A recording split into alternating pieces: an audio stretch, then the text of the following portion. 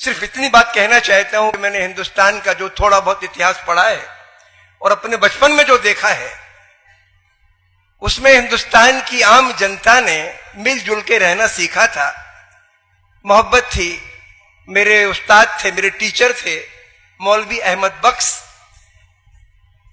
सरकारी मास्टर थे।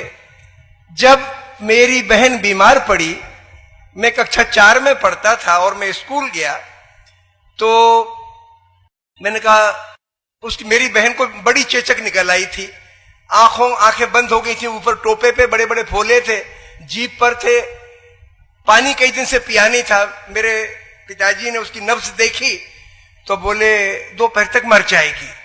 तो मैं स्कूल गया, तो हमने कहा मास्टर साहब आज मेरी बहन मर जाएगी दोपहर तक। बोले क्या हुआ उसको? हमने कहा उसको बड़ी चेचक निकली, कई दिन से खाया पिया नहीं है, उसने आंखें भी नहीं खोली है।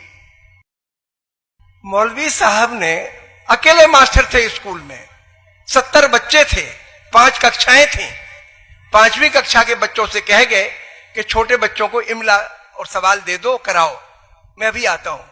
मेरे घर उसके पहले कभी नहीं आए थे। उस दिन एक लोटे में पानी लिया, रास्ते में नीम का एक पेड़ था, उसके कुछ पत्ते तोड़े, घर आए। मैं अपनी मां को बाई कहता था, तो उन्हें दरवाजे पे आवाज लगाई बाई, तो मेरी मां गई और उनके पांव छुए। हमारे यहां रिवाज है, टीचर के को उस्ताद गुरु मानते। मेरी मां ने उनके पांव छुए और रो पड़ी। बोली आज मां साहब मेरी मां बेटी मर रही है।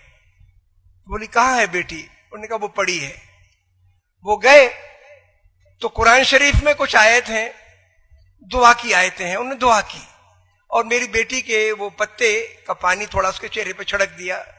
उसने थोड़ी सी आंखें हल्की सी मिलकाई और वो चले आए।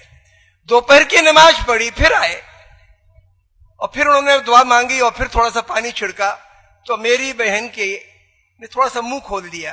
तो मेरी मां से बोले कि भाई इसके मुंह में थोड़ा पानी डाल दो।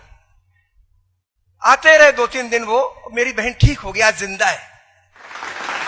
ये हमारे हिंदुस्तान की तहजीब है। भूल जाओ राजाओं ने क्या किया, गुंडों ने क्या किया, लुटेरों ने क्या किया। हिंदुस्तान का आवाम तो ये है।